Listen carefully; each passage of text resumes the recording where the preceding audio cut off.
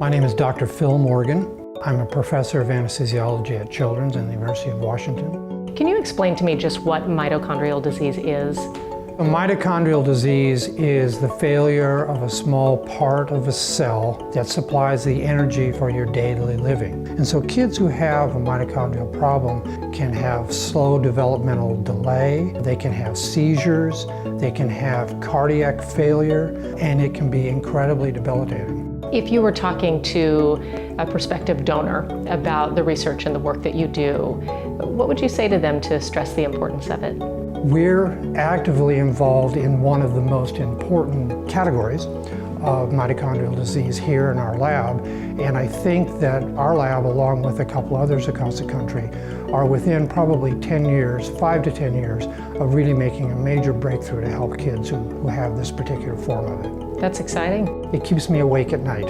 It's one of the happiest things in my life. And what is it that brought you here? I was from the Northwest to start with, so that brought me here.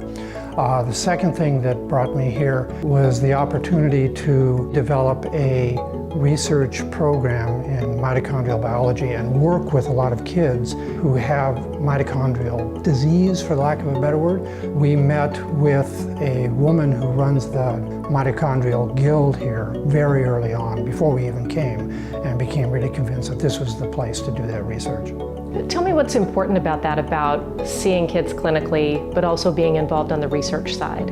It keeps you very grounded in what's important in your results.